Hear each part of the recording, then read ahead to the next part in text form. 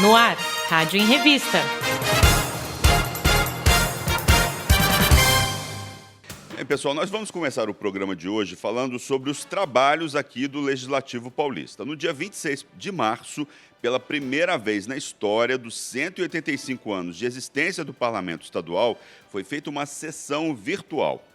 A Comissão de Constituição, Justiça e Redação, a CCJR, se reuniu de maneira online. Formada por 13 deputados, eles aprovaram os projetos em discussão. A repórter Melissa Araújo acompanhou o trabalho à distância dos parlamentares. Vamos ver.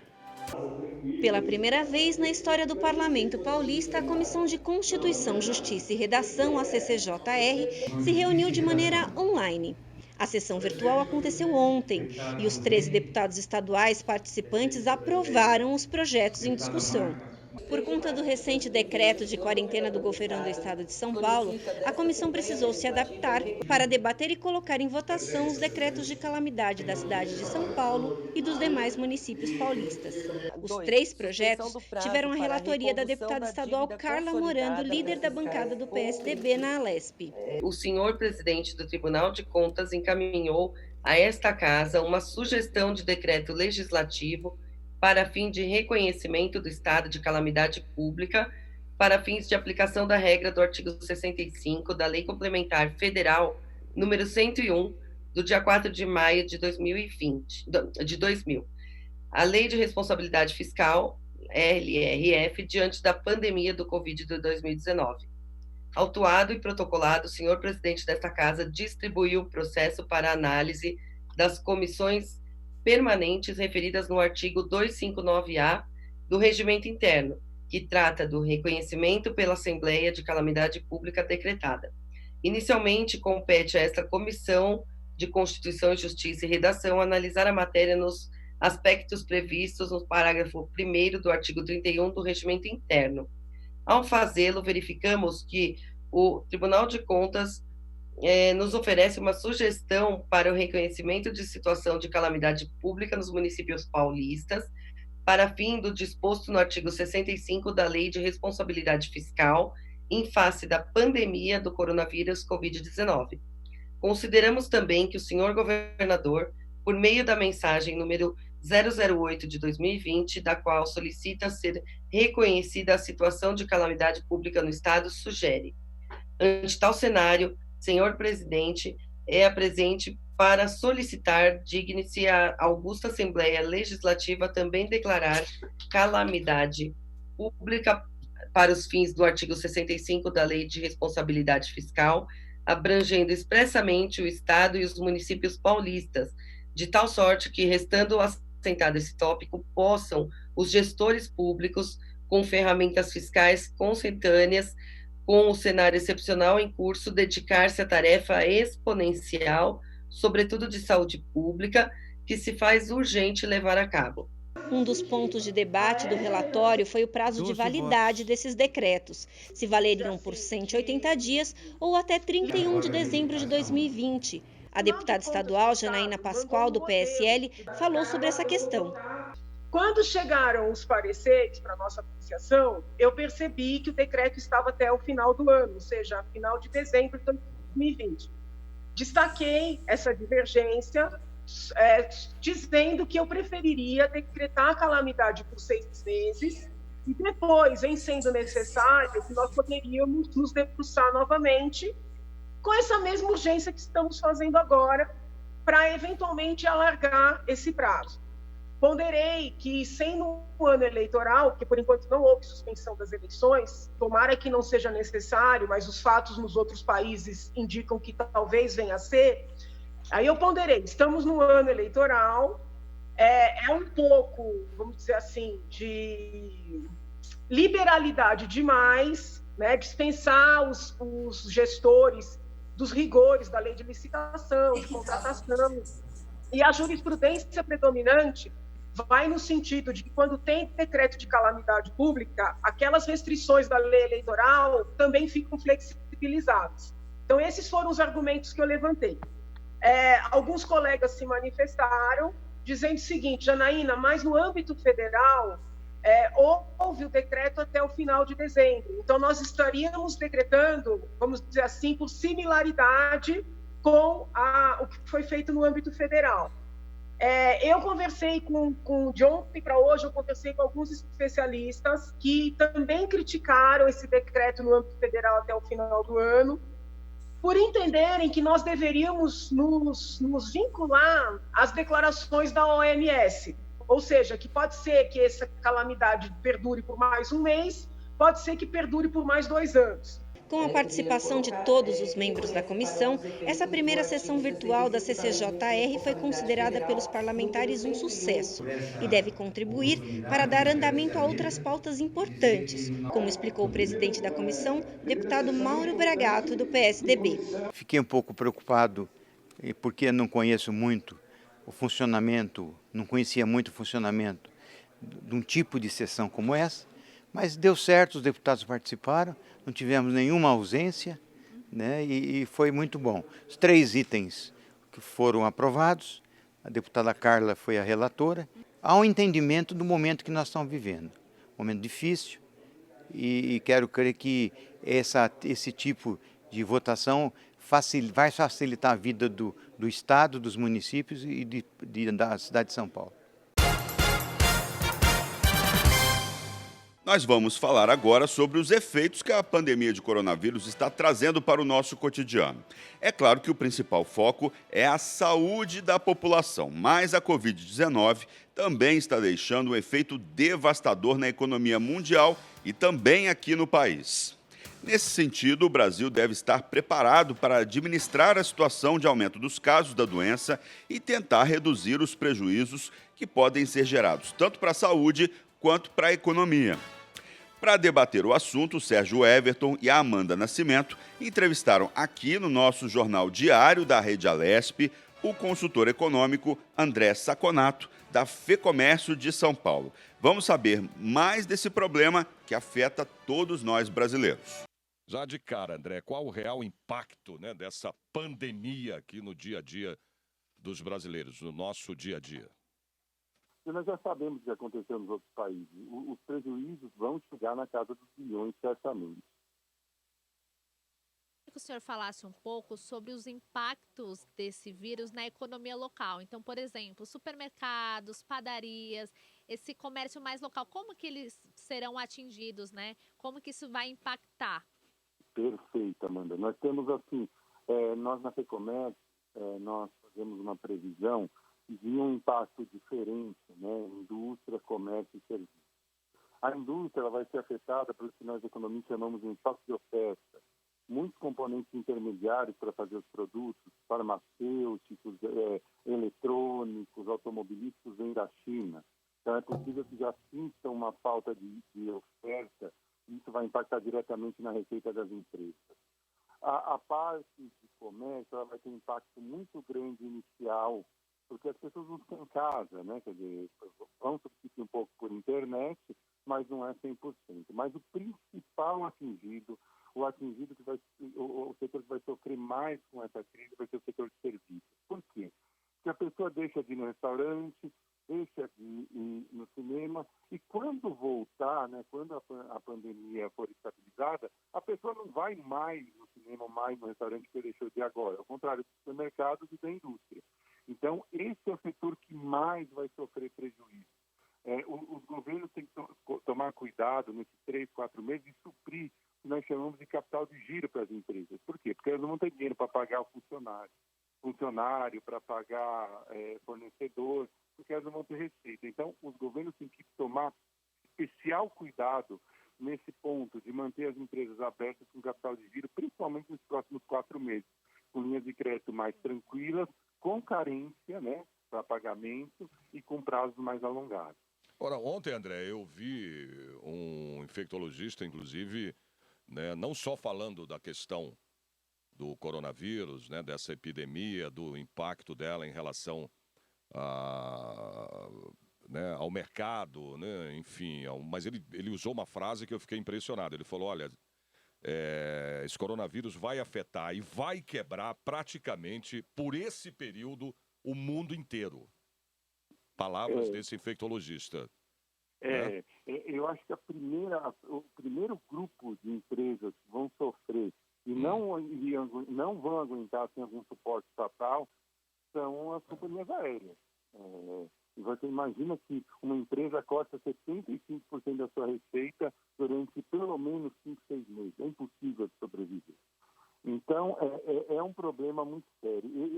Eu não iria no limite de falar que vai quebrar todo mundo. É óbvio que ele está usando uma força de expressão.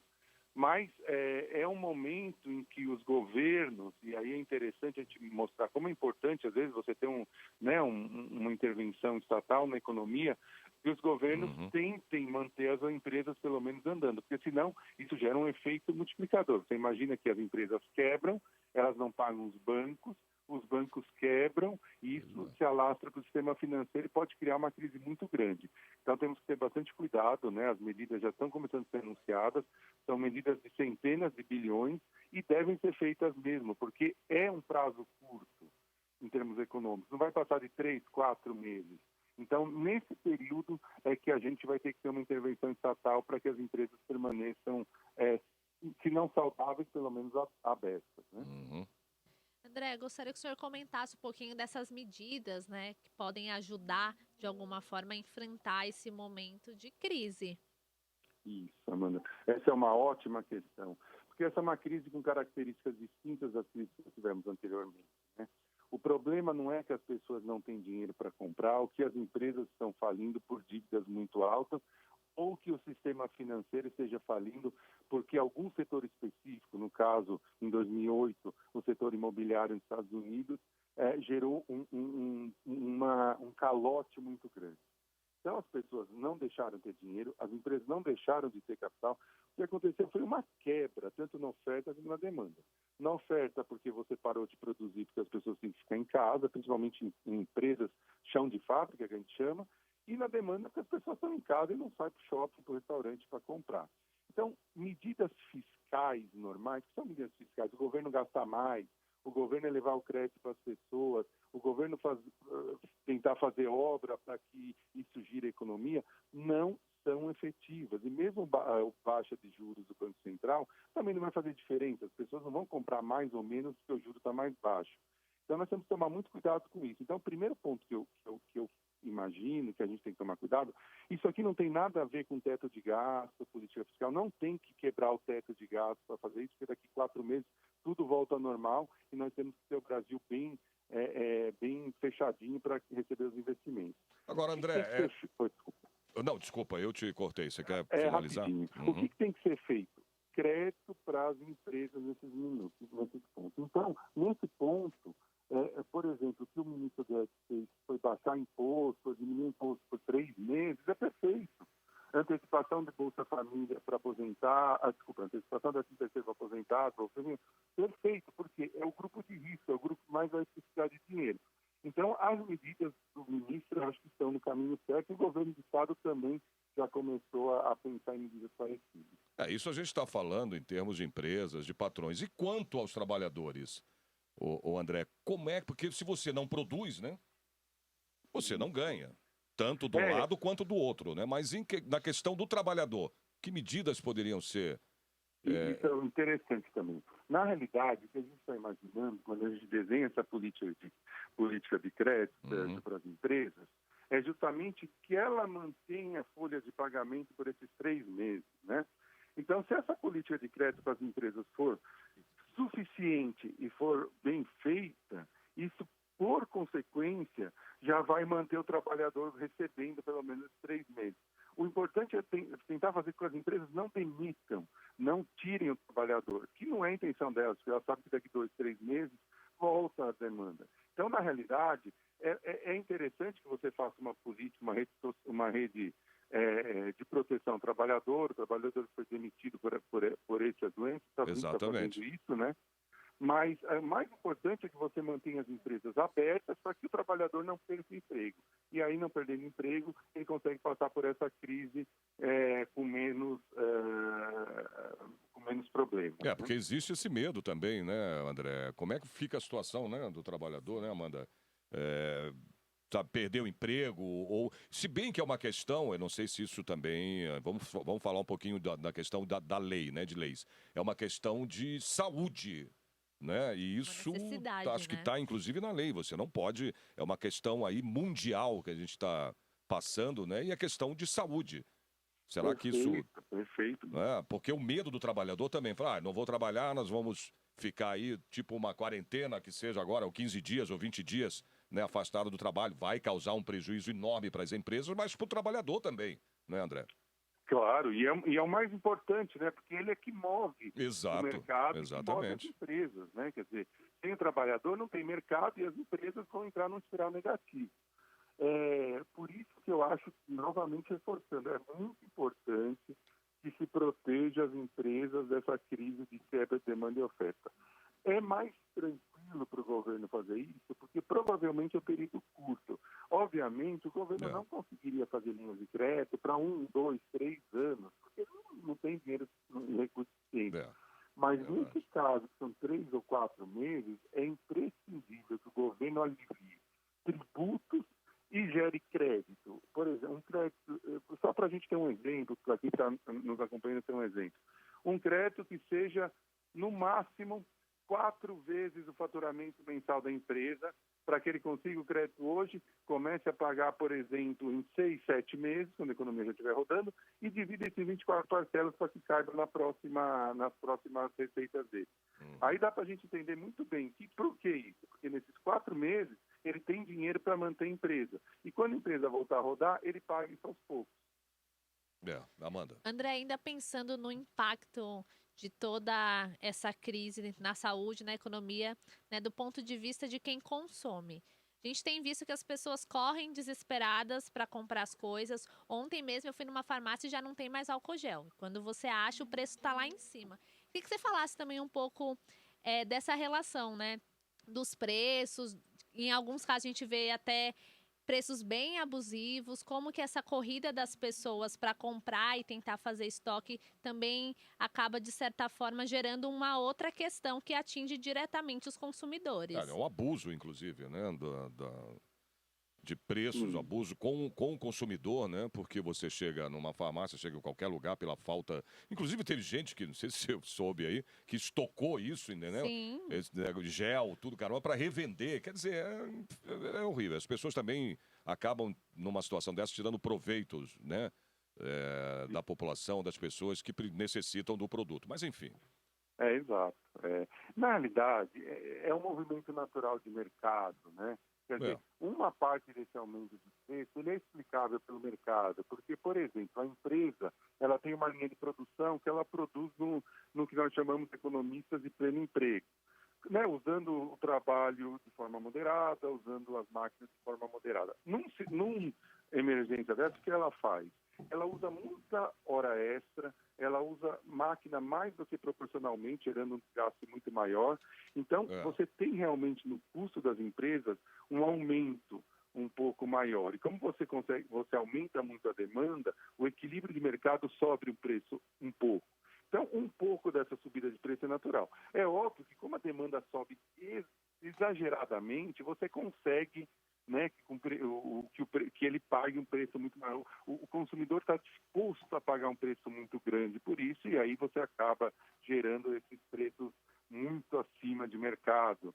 É muito de um comportamento que nós chamamos na economia de comportamento de manada, né? Um vai comprar, fala que não tem, aí o outro vai já comprar 2, outro já compra 3. Ontem, por exemplo, aqui no supermercado local, próximo de onde eu moro, a moça do caixa falou que um rapaz antes tinha comprado R$500 em papel higiênico.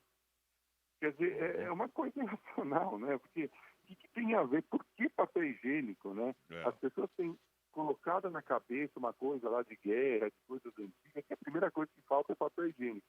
Era muito mais racional que elas se preocupassem em comprar carne, em comprar arroz, em comprar feijão, mas não, é o papel higiênico a primeira coisa que faz. Esse comportamento de manada gera um excesso de demanda que gera um aumento de preço nesses produtos mesmo. Álcool gel, por exemplo, não tem mais em lugar nenhum. E é interessante as pessoas notarem que, sim, álcool gel é bom para quando você está na rua.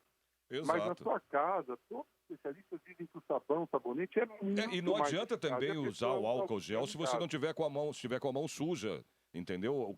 O infectologista disse isso, inclusive falou, é perda de tempo, não vai ter efeito nenhum. Então você tem que estar com a mão limpa, primeiro com água e sabão, para poder usar o álcool gel. Agora, Exato. André, eu tenho uma informação, a gente estava falando disso, ó, a FEComércio também orienta aí os empresários que busquem aí entender o cenário, o impacto social, sem elevar o preço dos produtos, tá vendo? Se os consumidores de rendas menores não conseguirem comprar itens de prevenção, como álcool em gel e os remédios básicos, isso pode gerar ainda mais uma proliferação dessa doença, né? Desse coronavírus, tá vendo? Isso, Aqui informações isso da é própria perfeito. FEComércio, de onde você... Né? E eu acho que isso é perfeito, Sérgio. Pois E é. mais, assim, eu sou a favor que o governo, inclusive, compre produtos básicos e distribua para a população mais pobre. É um caso de emergência. Inclusive Nós a não gente tem um temos que ficar projeto de uma pensando deputada aqui, da deputada Beth Saão, em relação a isso, né? O projeto dela versa exatamente sobre isso, para que seja que o governo, né, possa Distribua álcool distribuir gel, né? álcool gel a pessoas carentes, pessoas que não têm condições, as pessoas mais pobres, vamos dizer assim, né? Tomara que seja aprovado esse projeto aqui, né?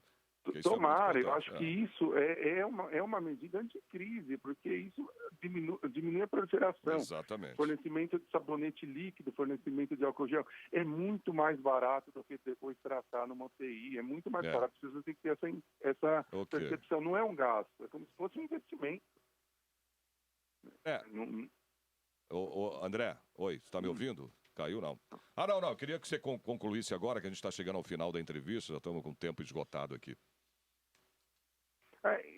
Só para concluir o que você estava falando. Continua. Então, eu acho que assim, as medidas do governo estão no caminho certo. Eu acho que o Ministério da Saúde está fazendo um trabalho espetacular. Os governos estão juntos, né? Eles aparecem toda hora em reuniões conjuntas. Então, assim, basta que a população agora se conscientize disso. Não podemos ter praias lotadas no final de semana, não podemos ter metrô lotado, que não é nem culpa da população. Exato. Eu acho que não podemos deixar que o sistema público de saúde entre em colapso. Temos que achatar essa curva antes que isso aconteça. E fazendo isso, nós vamos sentir muito menos os efeitos econômicos desse vírus. Devido ao atual estágio de pandemia do coronavírus no mundo e principalmente aqui no Brasil, muitas empresas optaram pelo afastamento de alguns funcionários para trabalhar à distância, ou seja, em casa. Para falar sobre esse assunto, o Sérgio Everton e a Amanda Nascimento ouviram a gestora empresarial Andréa Deis, que explicou os desafios desse trabalho, conhecido home office. Acompanhe comigo a entrevista. Queria que você explicasse aí pra gente o que é o home office, né? Explicar para quem está em casa como é que é esse tipo de trabalho. Bom dia, Sérgio, Amanda, bom dia aos nossos ouvintes. Bom dia, Ana. Eu diria que é uma grande oportunidade da gente agora conseguir ajudar aí com um plano de contingência para que as empresas possam, né, manter as suas operações, manter as suas receitas e com isso o quadro de funcionários. Então, esse trabalho home office, ele proporciona, né, ele é um regime de trabalho que você pode optar. Hoje, ele é respaldado pela lei, número 13.437, então você consegue realmente afastar, onde as pessoas fariam as suas tarefas à distância, né? Então, você precisaria de alguns recursos, como um computador, um celular, uma boa rede de internet, mas ele te garante, né, o seu vínculo de empregabilidade e o empregador garante as suas entregas para que ele possa sobreviver, que é muito importante nessa fase, né, Sérgio e Amanda? Uhum. Agora, Andréia, o brasileiro é muito criativo, né? A gente sabe disso. Então, você vê vídeos aí, eu vi um vídeo engraçadíssimo, né? Dos pais que vão, né, passar a trabalhar através de home office em casa, né? Junto com os filhos que estão também afastados, né, da escola por causa do coronavírus, né? Tem alguma dica que você possa dar aí, né, para quem vai? Porque não é fácil, viu? As crianças junto em casa, você sabe que tem coisas boas. Fala, continua. Oi, tá cortando um pouco. Que é a liberdade, a proximidade, mas como você está colocando, ele tem várias desvantagens, que são as distrações, a interatividade com o meio que nós temos, Então, filhos, a geladeira, o cachorro, a facilidade que você tem para conversar ou passear, né, no vizinho, né? E a indisciplina do seu horário, como você bem disse, do nosso jeitinho. Então, tem 3 dicas que eu acho que são imprescindíveis para a gente ter sucesso nisso. A primeira coisa, a gente investir no ambiente adequado, seja no seu quarto, num cantinho. Então, você estabelecer um local, ter um diálogo com os filhos, conversar sobre a necessidade desse trabalho, para eles não acharem que eles estão sendo ignorados ou não estão sendo atendidos, mas você cumprir a sua agenda, porque o home office não é que você não está trabalhando, né? Esse dia eu vi aí numa entrevista o pessoal falando, olha, fique em pijama, de pantufa.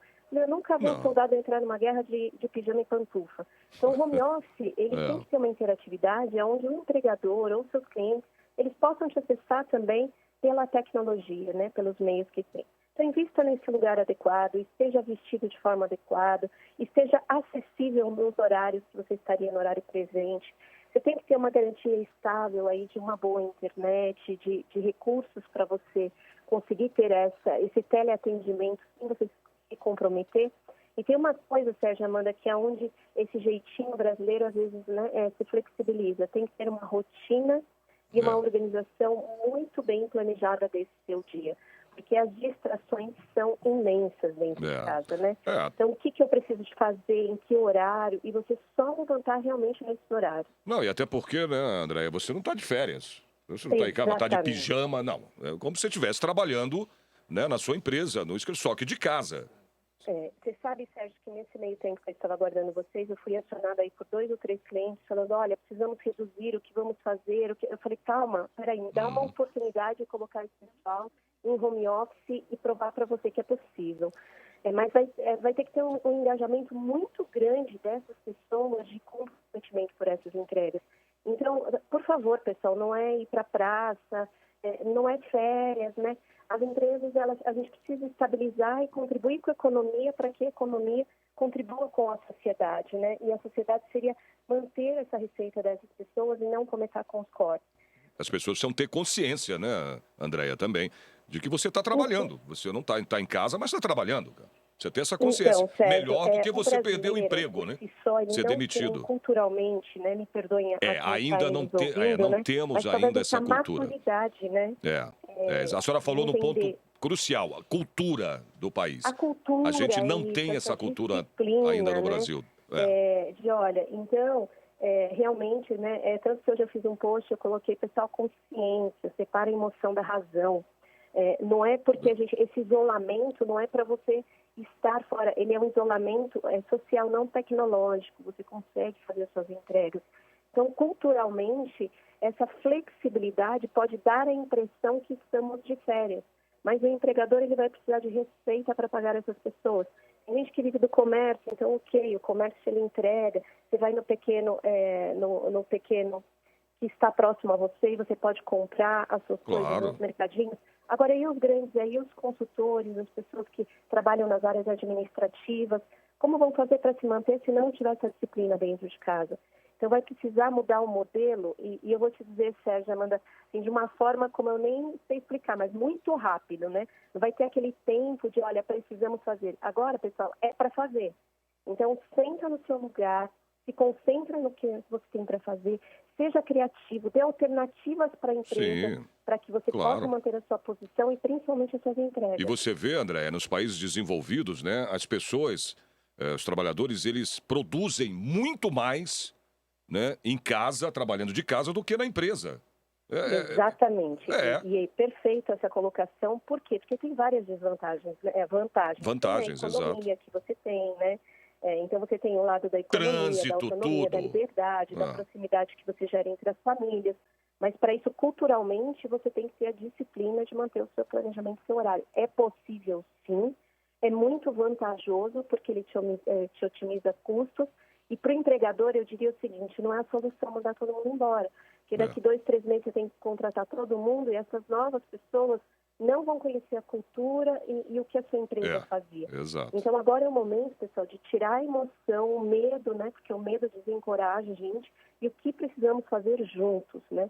Sim, nos países de primeiro mundo, o que foi feito foi isso, e já é feito culturalmente, né? Das pessoas terem essa autonomia de entregam e produzem muito mais em casa do que nos grandes polos comerciais.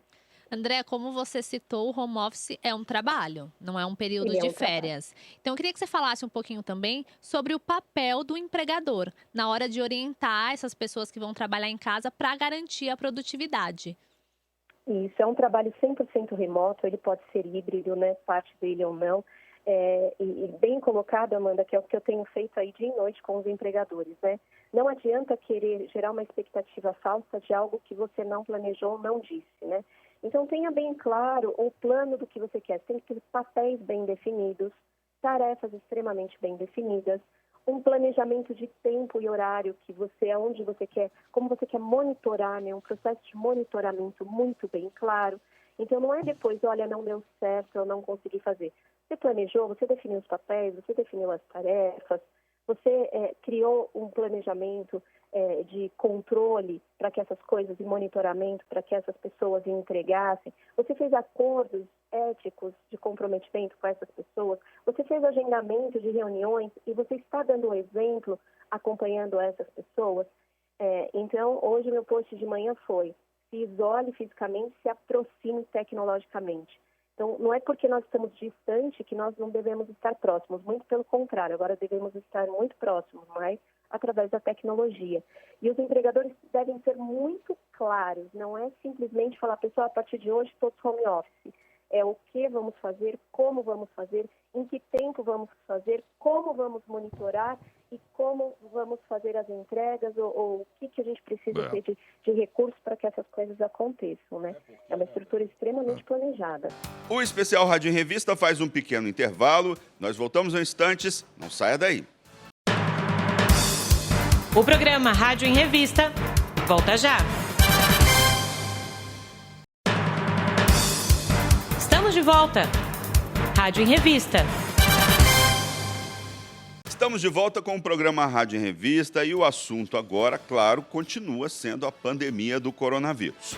A Covid-19 atingiu milhões de pessoas em todo o mundo. O Jornal da Rede Alesp, com o Sérgio Everton e a Amanda Nascimento, ouviu o médico imunologista Flávio Ferreira. Ele fez o alerta para que as pessoas não descuidem da saúde. A baixa imunidade pode levar a uma situação crítica caso uma pessoa seja contaminada com o coronavírus. Vamos acompanhar essa entrevista. O que eu penso disso tudo? Um exemplo, uma correlação. Imagina um país que vai ser invadido por outro país, uma guerra, por exemplo. A invasão é inevitável, que já está no ar, os aviões, os navios na água e tal. O que vai mandar é a sua capacidade de defesa. É como o seu exército vai se defender dessa invasão. Então, fala-se muito na prevenção, de como pegar, de como não pegar, do que fazer, mas não se fala muito de imunidade, como a imunidade pode ajudar a se defender do vírus, né? Então, para mim, na minha visão, essa é uma coisa que teria que ser mais explorada. Flávio, eu queria que você falasse um pouquinho, né, sobre as medidas que podem potencializar o sistema imunológico e, como você citou, é uma parte muito importante para prevenir o contágio da doença. Isso é fato. A gente percebe, por exemplo, fala-se muito do coronavírus, né, mas a dengue está matando muitas pessoas ainda no estado de São Paulo e Paraná e outros lugares também. O câncer, enfim, AIDS, são doenças que também abaixam o sistema imunológico, né, e as pessoas acabam falecendo por conta disso. Mas se a pessoa tem uma imunidade equilibrada, e olha que interessante, quando se fala de coronavírus, fala de doenças metabólicas, diabetes, cardiopatias, enfim. Mas se a pessoa tem essas doenças e ela está compensada e tem uma boa imunidade, dificilmente ela vai ter quadros graves, tanto do coronavírus como de outras doenças, né? Então, as principais medidas para a gente ter uma boa imunidade é uma palavra só: equilíbrio. Então, horas de sono adequadas, alimentação adequada, né? Gerenciamento do estresse, isso é muito importante. Quando a pessoa está muito estressada, ela libera o hormônio cortisol, que abaixa a imunidade. né? Então, esse pânico que está sendo gerado, às vezes, com o coronavírus também, isso dá muito estresse nas pessoas, abaixa a imunidade. Então, vamos lá. Boa alimentação, bom sono, gerenciamento do estresse, suplementação vitamínica, principalmente com vitamina C e vitamina D, né? Isso ajuda bastante na imunidade, né? Esses conceitos, eles são muito difundidos pelas redes sociais, pela internet, e são válidos. Mas tudo se resume à palavra equilíbrio, né? Equilibrar essa imunidade. O senhor falou que muitas pessoas ainda estão morrendo aqui, né, de câncer, né, pegando aí a dengue, tudo. O problema é que isso é um vírus, né? Isso passa, né, de pessoa para pessoa. É muito mais grave, né, do que... Não quero comparar doenças também, doutor. Sim, não estou dizendo que é mais grave que o câncer ou mais que a dengue. Que a transmissão é mais rápida, entendeu? Então né? é muito mais rápido, exatamente, Amanda. A Amanda está dizendo, é muito mais... E as pessoas estavam hoje aglomeradas numa feira aqui em São Paulo, no Brás. As pessoas precisam ter consciência também, né? Mais do que qualquer coisa. Principalmente porque passa de pessoa para pessoa, né? Isso é uma coisa que eu quero até dizer para você. A própria gripe comum mata bastante também. Se você for ver bem os idosos, tal, né? Exatamente. As pessoas morrem de gripe comum, tanto ou mais que o coronavírus, que também é transmissível como o coronavírus. Agora, o que acontece? Isso é muito importante a sua colocação. Realmente, essa falta de consciência, por mais informado que as pessoas tenham, né, elas realmente se expõem demais. E isso aumenta a contagiosidade do vírus, né? Só para você ter uma noção, eu trabalhei muitos anos em pronto-socorro, né? Eu tenho 22 anos de formado e iniciei a minha vida no pronto-socorro. Existe no Brasil a cultura do pronto-socorro, que é uma coisa terrível. Por exemplo, vai uma pessoa só doente, vão 5 acompanhantes junto, que não tem nada. E aproveitam para passar em consulta, inchando o pronto-socorro de pacientes, né? Diminuindo os recursos e aumentando a contagiosidade. Então, essa consciência que realmente tem que se, como diz uma frase que eu li hoje na internet, tem que se afastar primeiro para depois se abraçar. Ou seja, realmente ter esse cuidado nesse momento de pandemia, de crise, de todas as medidas que estão sendo ensinadas, né? Agora há pouco vocês estavam falando que o governo vai passar novas medidas. E elas têm que ser seguidas e respeitadas, essas orientações, porque isso, sem dúvida, é o que vai diminuir a contagiosidade do vírus. Doutor, o senhor falou dessa questão do contágio. Gostaria que o senhor reforçasse, né, as principais medidas para quem está em casa, como que eu posso me proteger, se eu estou no transporte público, se eu preciso eventualmente ir num hospital. Quais são as principais medidas para evitar o contágio? Coisas simples que a gente pode fazer no dia a dia. Sim, isso é muito importante, né? A primeira coisa, o distanciamento seguro, aí, né, de 2 a 3 metros das pessoas que você puder evitar, né? Em caso de tosse, tossir no cotovelo, né? Não no punho. O uso de máscaras, mesmo as máscaras comuns, quando a gente não pode ter acesso àquelas máscaras especiais, né? Se possível, no transporte público, ou aquelas pessoas que têm profissões de contato com o público, recepcionistas, caixa de banco, enfim, né? O uso do álcool gel na higienização das mãos, né, e das superfícies de contato, principalmente metálicas, né? Por isso que a gente fala para não compartilhar talheres, cuidado com maçaneta de porta, né? Isso é fundamental, né? Eu gosto de colocar também que um excelente microbicida é o vinagre, né? O vinagre não é muito falado, mas às vezes na falta do álcool gel, o vinagre de álcool, por exemplo, o ácido acético, é um excelente microbicida também. Aliás, é o que eu uso em casa, viu, doutor? Eu só uso o álcool gel, o álcool, né? O vinagre, aliás, de álcool. Só uso esse, eu digo para comida mesmo, né? Eu só uso para... Agora, boa dica que o senhor deu aí. Excelente. Porque você não encontra mais o álcool gel, né? Então, às vezes falta, né? Dá desespero nas pessoas, mas tem essa medida também. E tem sempre o cuidado, por exemplo, roupa, né? O vírus pode viver algumas horas na roupa também, dependendo do tipo de roupa que a pessoa está. Então, por exemplo, tem uma criancinha pequenininha em casa, chegou da rua, troca a roupa, né? faz higiene das vias respiratórias, do nariz com soro fisiológico, né? Escova os dentes, não é só a mão, né? O cabelo, barba. Então, tudo isso onde o vírus pode se alojar também tem que ser higienizado, de acordo com a profissão da pessoa, de acordo com o contato que ela teve aquele dia na rua. Por isso que é aquela máxima, né? O que eles estão fazendo na Itália, principalmente? A reclusão das pessoas para evitar o contato e a disseminação do vírus, né? É aquilo que eu disse aquela hora, é inicialmente se afastar para depois poder se abraçar. Quer dizer, o cuidado, né, nessas restrições todas, para que depois as pessoas possam ter a normalização dos contatos. A Organização Mundial da Saúde, a OMS, está monitorando pesquisas sobre a relação entre animais de estimação e a Covid-19, doença causada pelo novo coronavírus.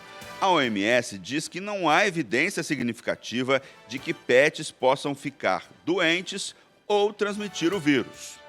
Mesmo assim, a recomendação das autoridades de saúde é que pessoas infectadas limitem o contato com seus cães e gatos. Além disso, cuidados básicos de higiene devem ser seguidos pelos humanos ao manusear os animais.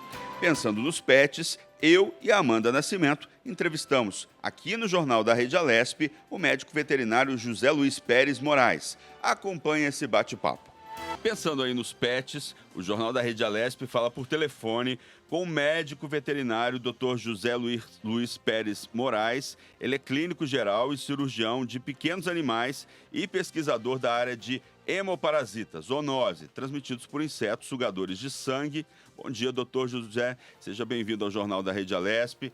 Doutor, pets podem ficar doentes ou transmitir o vírus do coronavírus? Bom dia. Primeiramente, bom dia. É um prazer estar participando do seu programa. Prazer é nosso. O Covid-19 só passa de pessoas para pessoas. Tem um vídeo viralizando aí sobre coronavírus canino, mas é um outro sorotipo e esse vírus existe na vacina das principais doenças no cão. E eu tenho um estudo recente de milhares de cães e gatos foram testados nos Estados Unidos e foi constatado que não passam o Covid-19, esse tipo de vírus para humanos. O contato do Covid-19 só dá de pessoa para pessoa. Amanda. Doutor, gostaria que o senhor explicasse, né? Porque correm muitos boatos. Então, assim, existem casos conhecidos de Covid-19 em animais?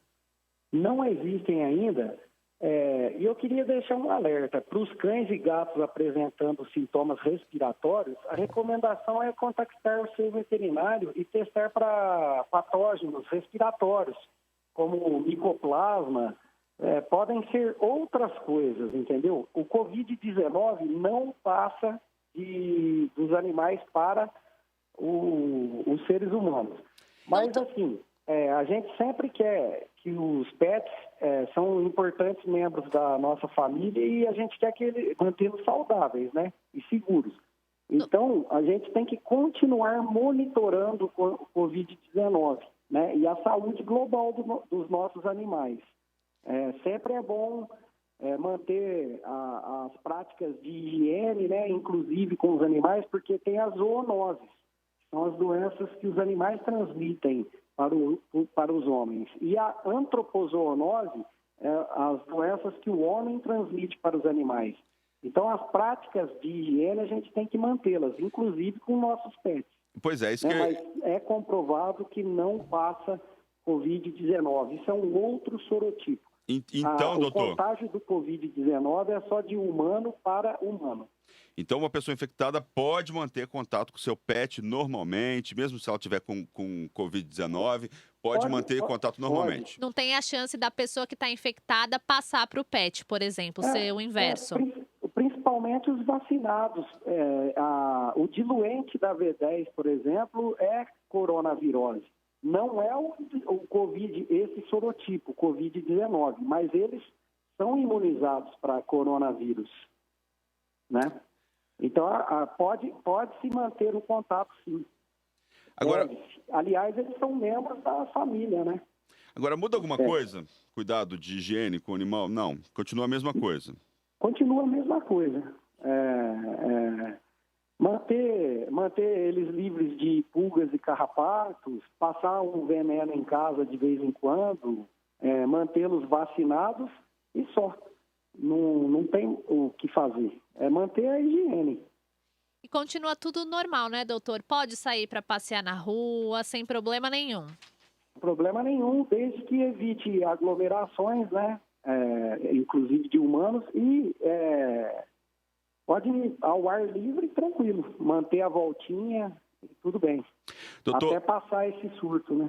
Doutor, a gente está num momento bastante complicado, né? Eu diria até da história da humanidade. A gente está aí, talvez seja, né, Amanda, uma época das mais complicadas desde a Segunda Guerra Mundial. Sim. A gente tem uma pandemia a nível Uma mundial. preocupação global, né? Pois é, Global, e aí a gente tem vários boatos circulando. Eu, por exemplo, já ouvi o boato do vinagre de maçã que matava o vírus na garganta. É boato, eu estava vendo notícias sobre isso e tal.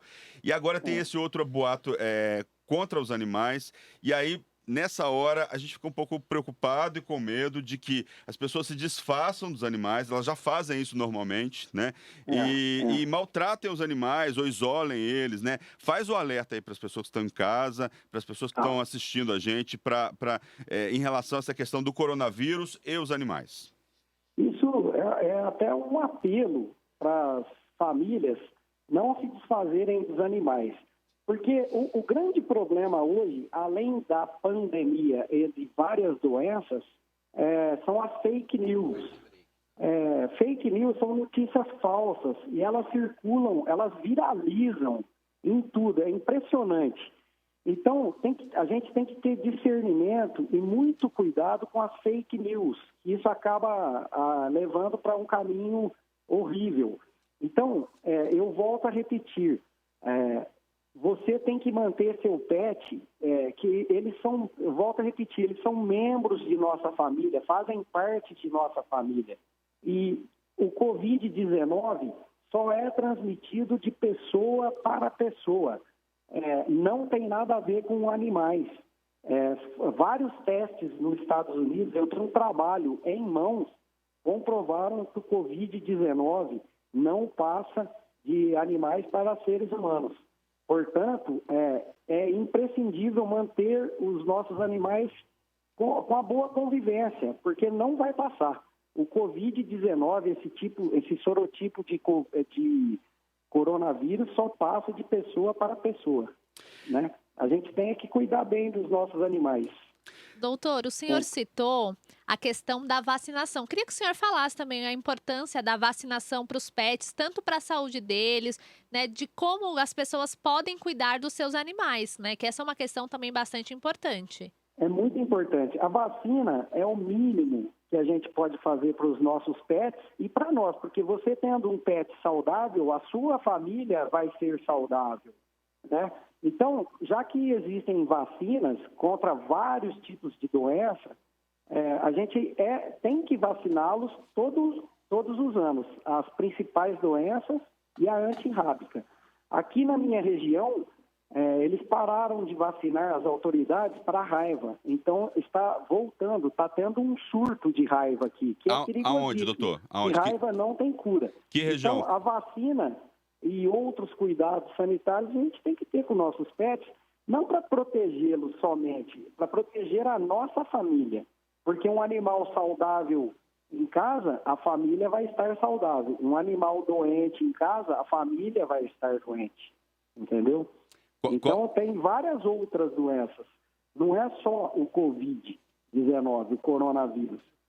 Tem inúmeras zoonoses e antropozoonoses. Então, a gente tem que manter a saúde. Nós vamos para mais um intervalo, a gente volta com outras entrevistas, assuntos em destaque da pandemia do coronavírus. O especial Rádio em Revista volta já. O programa Rádio em Revista volta já. Estamos de volta. Rádio em Revista. Estamos de volta com o programa especial Rádio em Revista e o assunto não poderia deixar de ser outro, que é o cenário mundial com a pandemia da Covid-19. E nós vamos saber um pouco mais agora sobre o isolamento social, mas a parte sobre os aspectos legais sobre esse assunto. Para falar sobre os direitos das pessoas por causa da quarentena, eu e a Amanda Nascimento ouvimos o advogado Brian Winchester, especialista em direito penal. Vamos acompanhar como foi esse bate-papo. Vamos falar um pouco qual que é a importância, né, da gente estar cumprindo as metas, da gente não sair durante o isolamento. É uma questão de saúde pública, né? Exatamente, é uma questão de saúde pública. Eu me lembro quando nós estudávamos nos bancos da faculdade situações que o Código Penal prevê, como essas, que nós jamais imaginávamos que aplicaríamos um dia. Mas, infelizmente, chegou o dia de pensarmos nos reflexos penais do descumprimento de ordens, como essa emitida pelo Ministério da Saúde, em cooperação com o Ministério da Justiça, nos trazem, e os reflexos disso na sociedade do ponto de vista penal. Doutor, eu gostaria que o senhor falasse também um pouco a respeito da legalidade que está envolvida nessa medida, né? As pessoas que estão em isolamento, não sair, né? Como o senhor citou, uma questão de saúde pública extremamente importante para esse momento de pandemia que a gente está enfrentando. Então, eu queria que o senhor falasse, né? Se esse tipo de lei que impõe o isolamento compulsório, se é legal, né? Do âmbito de justiça. Comenta um pouquinho para a gente. Pois não, o isolamento compulsório ele é completamente legal. Não existe no Brasil ainda uma lei, uma determinação geral. As prefeituras, alguns municípios do Brasil, têm dado alguns decretos regionais, evidentemente, que proíbem a circulação, mandam fechar estabelecimentos determinados, e isso vai de acordo com o artigo 268 do Código Penal. Aquele estabelecimento comercial que infringir a ordem, alguma determinação de fechamento ou diminuição de circulação, o gerente, o funcionário responsável poderá incorrer nesse crime.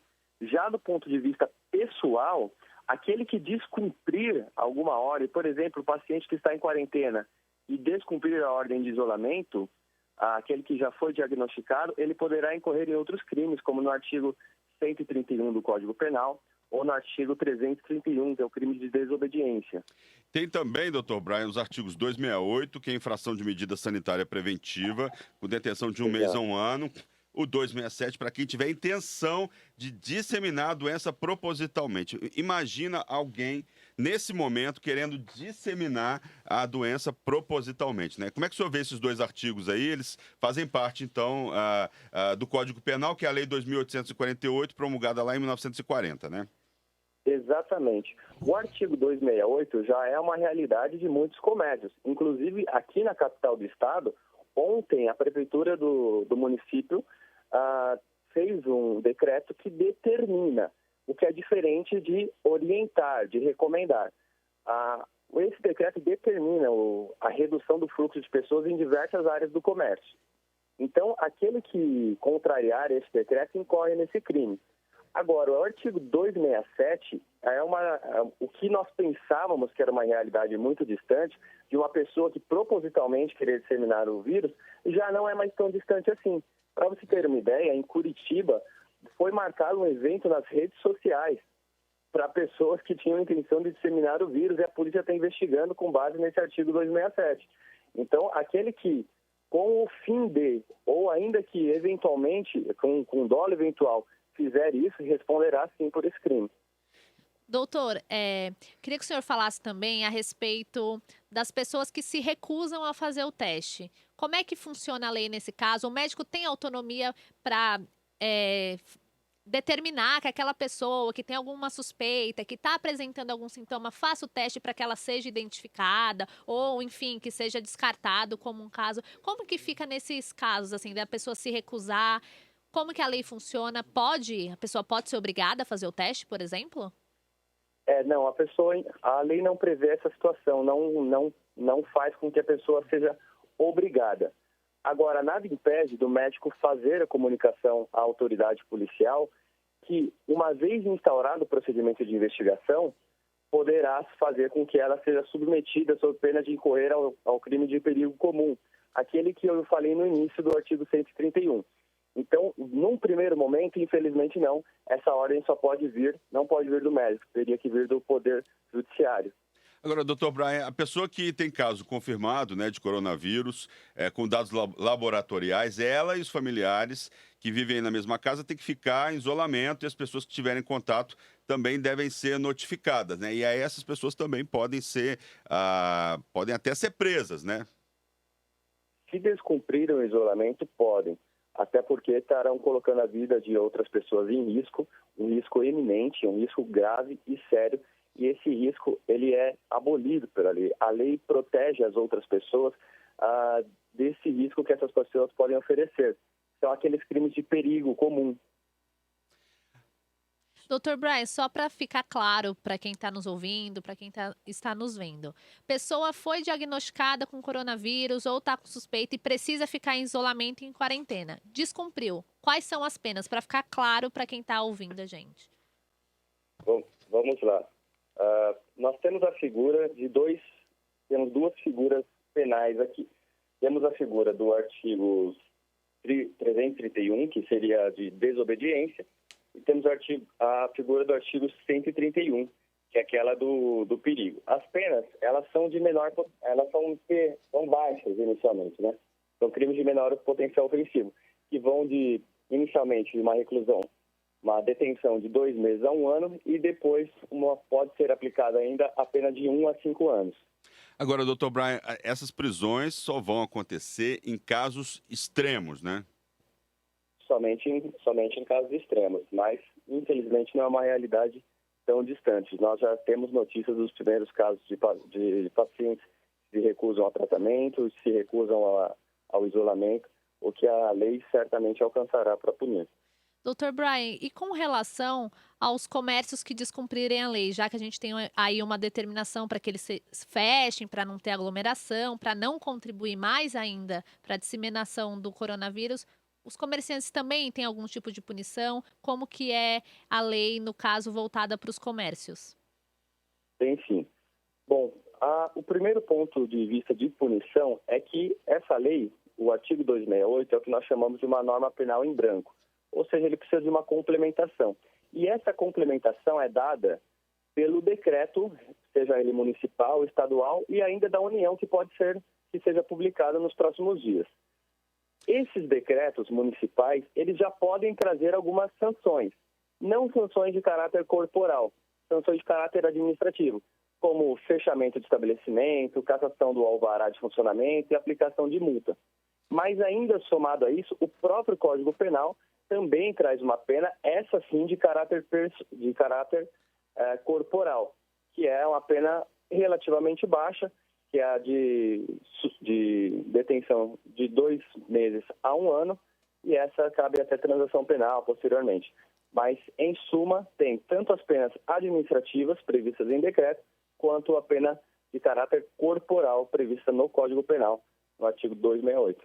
Agora, doutor Brian, o Código Penal, ele trata, né, nesses artigos aí, de condições excepcionais, né? Existe a questão da proporcionalidade no momento atual, né? Quer dizer, quem descumprir essa quarentena, o isolamento, se essa lei fosse aplicada no ano passado, por exemplo, seria desproporcional, né? Mas existe essa questão da proporcionalidade, que é um problema maior, é um problema de saúde pública. Então, só acredita que, excepcionalmente, isso vale porque tem potencial lesivo aí para a população?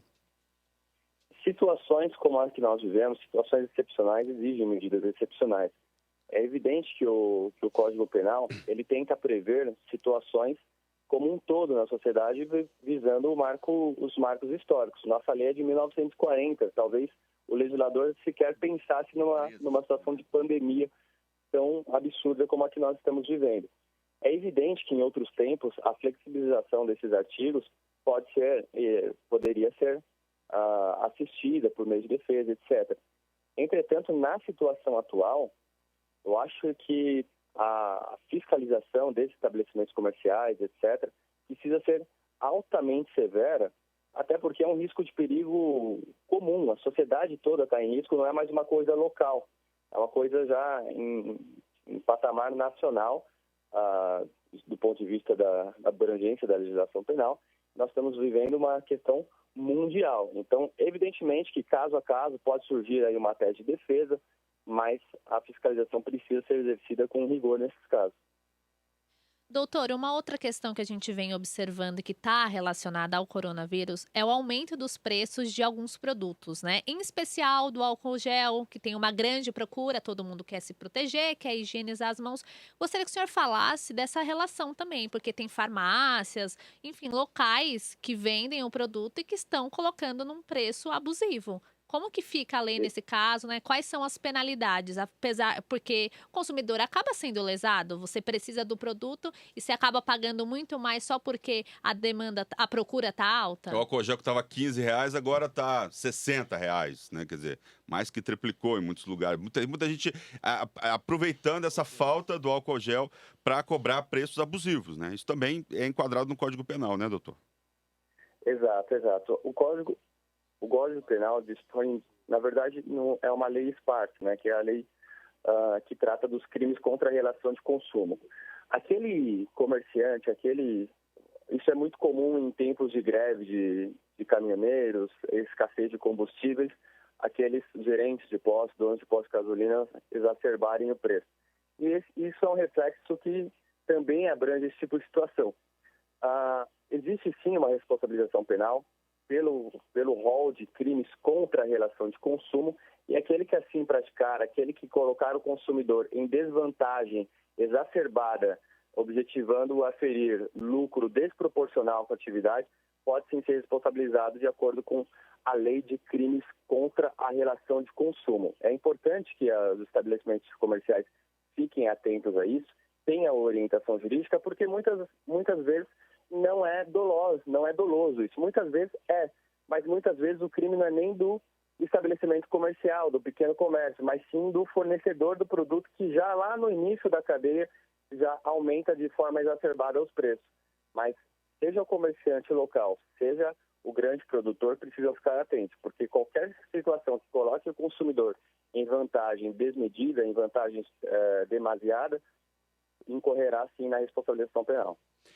Doutor, outra medida excepcional aí, né, fala dos leitos dos hospitais particulares, né, que podem ser temporariamente estatizados para atender a demanda por vagas de UTI que podem faltar no Sistema Único de Saúde, né? Como é que o direito vê essa questão? Como é que se vê essa estatização temporária? Na verdade, assim, toda manobra, seja ela de caráter administrativo, seja ela de caráter jurídico, ela está abarcada por situações excepcionais que o Código Penal prevê. Então, esse remanejamento de leitos, por exemplo, como está acontecendo na Itália, que os hospitais estão tendo que escolher a quem tratar, aqui em São Paulo, como o poder público invadindo a iniciativa particular, tudo isso é abarcado, primeiro, pelo Código Civil, segundo, pela Constituição Federal. E terceiro, no ponto de vista penal, toda essa situação certamente tem o respaldo das excludentes de licitude. Então, vamos pensar aqui na situação dos médicos. Ainda, felizmente, o Brasil não vive essa situação. Mas pensemos no caso da Itália, em que os médicos precisam escolher a quem tratar. Evidentemente que esses médicos não serão responsabilizados. Os hospitais que remanejarem os leitos e tiverem que priorizar os pacientes em estado grave contaminados com Covid-19 e, eventualmente, faltar tratamento àquele que estava em caso menos grave, evidentemente que, nesse caso, excepcionalmente, não terá responsabilização, até porque nós estamos diante de uma excludente de estado de necessidade, nós estamos numa excepcionalidade jamais vivida antes. O Código Civil de 2002 prevê, no âmbito da fundação social, da posse, da propriedade, a proteção da convivência coletiva. No entanto, a relação entre o direito de propriedade e as regras de convivência nos condomínios residenciais nem sempre é tranquila.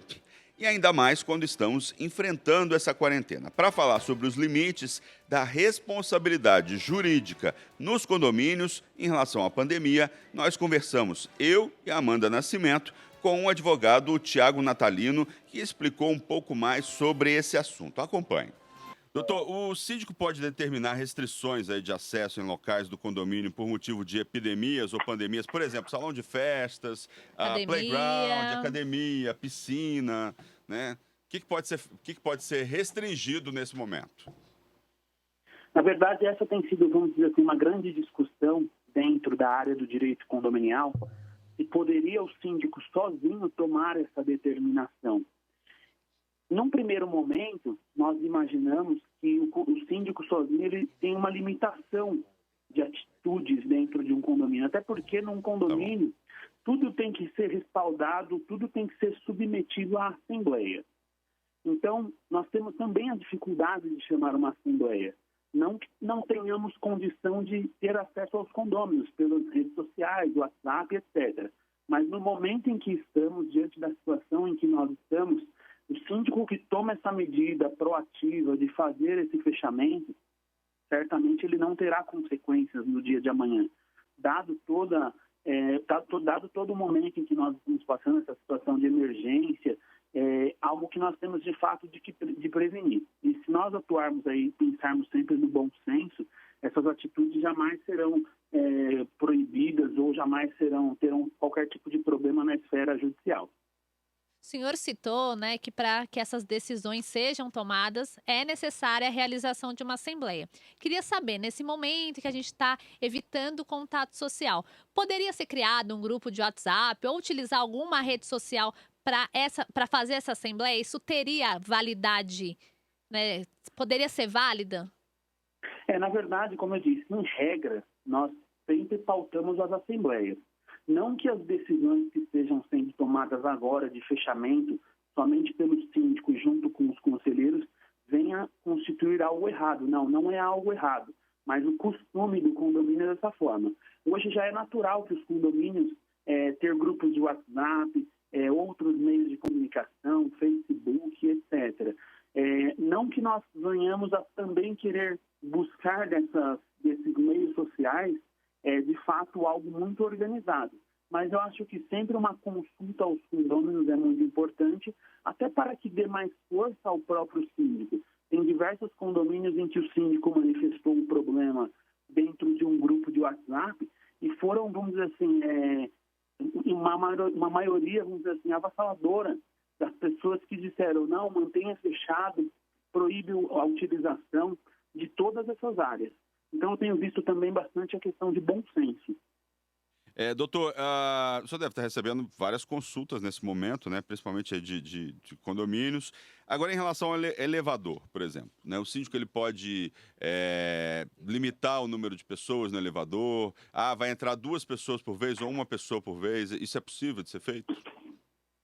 O elevador, sempre por ser algo essencial, um serviço essencial ao condomínio, a gente nunca pode imaginar o que não utilizarmos o elevador, até porque dentro de um condomínio nós temos questões de pessoas idosas, crianças, cadeirantes, etc. No tocante à utilização, tem sido feito por parte dos condomínios, administradoras, síndicos, tem sido feito regras que, na verdade, têm sido recomendações de que as pessoas ou utilizem em famílias, dentro de um elevador, ou até mesmo que possam utilizar 1 de cada vez ou até 2 de cada vez, mas sempre mantendo aí questões de distância que são muito oportunas nesse momento. Então, os síndicos eles têm meio que guiado os condomínios, colocado folders, avisos, para que as pessoas se conscientizem e façam dessa forma.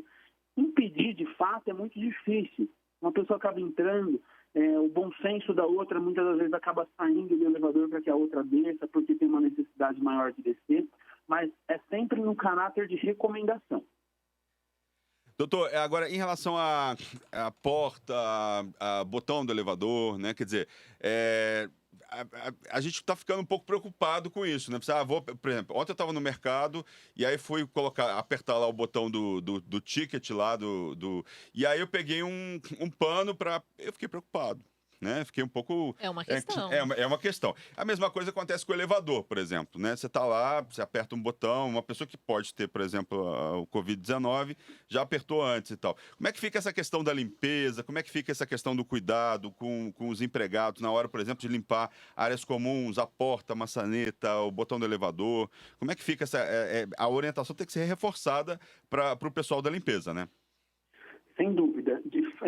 A gente tem intensificado cada vez mais essa orientação às pessoas que cuidam da limpeza, para que essas áreas de maior risco, que façam limpezas aí sempre. Agora, também tem sido costume dos condomínios colocar o dispenser ali próximo da botoeira do elevador, dentro do próprio elevador, o dispenser com álcool em gel, para que a pessoa possa fazer a sua higienização ali dentro mesmo. Algumas questões ficam um pouco difíceis de a gente, na prática, resolver, porque o botão ali é o que aciona o elevador. Mas os cuidados, os avisos, eles têm sido feitos dessa forma. A gente também tem intensificado a questão de limpezas dentro do prédio, não somente nessas áreas, mas também próximo da botoeira ali de acionamento por biometria na entrada do próprio condomínio.